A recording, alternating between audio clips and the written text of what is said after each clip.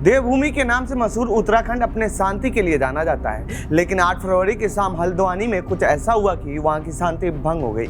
इसकी जानकारी ना वहां के लोकल प्रशासन को थी और ना ही सरकार को। इस घटना के बाद विपक्ष पुष्कर सिंह धामी सरकार पर सवाल उठा रहा है, तो वहीं प्रशासन वहां शांति बहाल करने में जुटा हुआ है। ये मामला जमीन अधिग्रहण का है। प्रशासन का कहना है कि ये जमीन हल्द्वानी नगर निगम का है, बल्कि एक धर्म विशेष का दावा है कि ये जमीन हमारी है। ऐसे में सरकार को यहाँ अधिग्रहण नहीं करना चाहिए। इस हिंसा में अब तक 4 लोगों ने अपनी जान गंवा दी है, करीब 130 से ज्यादा लोग घायल हैं, तो वहीं कई गाड़ियों को भीड़ ने आग के हवाले कर दिया है।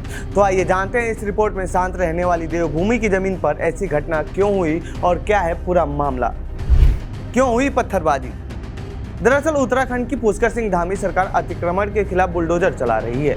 इसी कड़ी में हल्द्वानी के थाना बनभुलापुर क्षेत्र में मलिक के बगीचे में अवैध मदरसे और नमाज स्थल पर नगर निगम और पुलिस की टीम कार्रवाई कर रही थी। इसी दौरान वहां अचानक से अराजक तत्वों ने पुलिस और नगर निगम के अधिकारियों पर पत्थरबाजी करने लगी, जिसमें मौके पर मौजूद एसडीएम सहित कई पुलिसकर्मी और पत्रकार घायल हो गए। इसके बाद उपद्रवियों ने भनलभुलपुरा थाने को चारों ओर से घेर कर भारी पथराव किया। कई गाड़ियों को आग के हवाले कर दी, ट्रांसफार्मर में भी आग लगा दी, जिसके बाद इस इलाके में बिजली आपूर्ति ठप हो गई है। पुलिस प्रशासन के अधिकारियों के साथ ही पत्रकार भी वहां फंसे हुए हैं। पुलिस फोर्स की ओर से हवाई फायरिंग की गई है। हालात पर काबू पाने के लिए कई थाने की पुलिस वहां बुलाई गई। अतिक्रमण हटाओ अभियान क्यों चला रही है सरकार? नैनीताल के डीएम वंदना सिंह के अनुसार पिछले 15 से 20 दिन में हल्द्वानी के अलग अलग क्षेत्रों में अतिक्रमण के खिलाफ कार्रवाई चल रही है।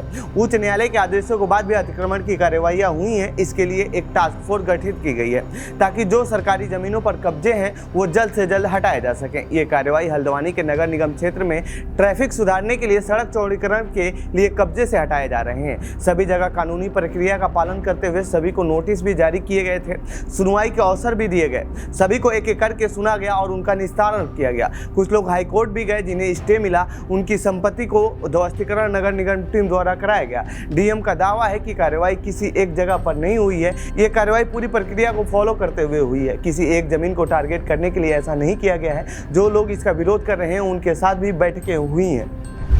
क्यों हुआ हल्द्वानी में विवाद?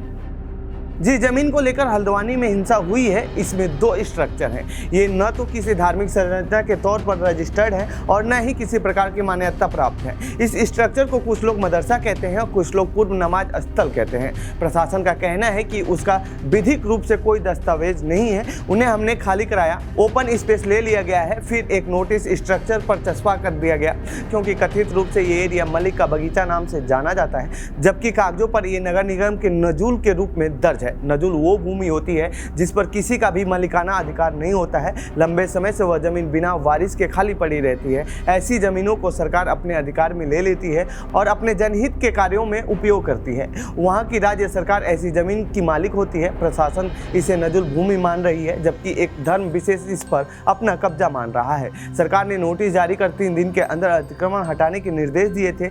30 तारीख के इस नोटिस में कहा गया था कि 3 दिन के अंदर मालिकाना हक के संबंधित दस्तावेज प्रस्तुत करें, नहीं तो नगर निगम इसे ध्वस्त कर देगा। 4 फरवरी को ही चलने वाला था बुलडोजर। 4 फरवरी को इस पर बुलडोजर चलाने की तैयारी थी, लेकिन इस संबंध में वहां के कुछ मुस्लिम समाज के लोग डीएम के साथ नगर निगम के सभागार में बैठकें की।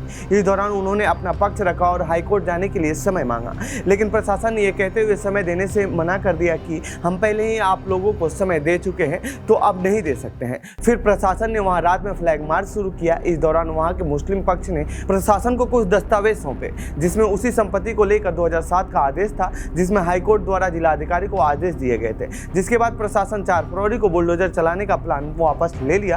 प्रशासन इस दस्तावेज की जांच कर ही रहा था कि इस बीच नोटिस से संबंधित पक्ष हाईकोर्ट में स्टे के लिए अपील कर दिया और 2 दिन सुनवाई के बाद हाईकोर्ट ने याचिकाकर्ता को किसी भी प्रकार की राहत देने से मना कर दिया, जिससे यह साबित हो गया कि ये स्ट्रक्चर अवैध है। जिसके बाद 8 फरवरी को वहां डिमोलिशन ड्राइव चलाने का फैसला किया गया। इस मामले पर वहां के सीपीआई एमएल के नेता कैलाश पांडे ने हमारी सहयोगी उहिनी से बात की है। सुनिए उन्होंने क्या कुछ कहा है। Thank you so much for your time sir. आप मुझे बता सकते हैं क्या स्थिति है? आप लोकल हैं वहाँ पे और सीपीआई नेता हैं, तो ऑब्जर्वेशन क्या है?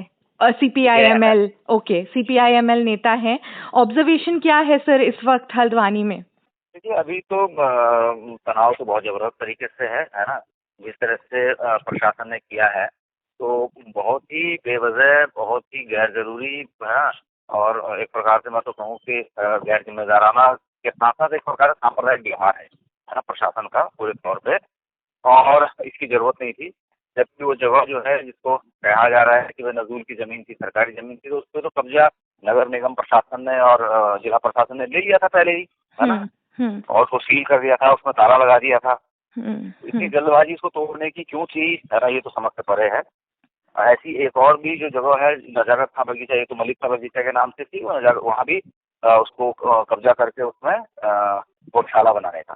तो उसका भी लोगों ने कहा था कि गौशाला नहीं, कुछ और सार्वजनिक स्थान बनाइए, और क्योंकि यहाँ एक सांप्रदायिक जो तनाव की स्थिति रहेगी, लोग डरे भी हैं, क्योंकि गाय के नाम पे पूरे देश में, राज्य में तमाम तरह इस तरह की हिंसाई घटनाएं हो रही है। तो परंतु प्रशासन बिल्कुल मान नहीं रहा था, तमाम अधिकारियों ने यहाँ पर कह दिया कि ये तो हमारी चीजें, हम तो करके रहेंगे। तो ये थी हल्द्वानी हिंसा से जुड़ी हमारी रिपोर्ट। आपको कैसी लगी ये रिपोर्ट कमेंट बॉक्स में बताएं। साथ ही इस पूरे मामले पर आप क्या कहना चाहते हैं कमेंट बॉक्स में लिखें। बाकी देश दुनिया की खबरों के लिए बने रहिए जनसत्ता के साथ। धन्यवाद।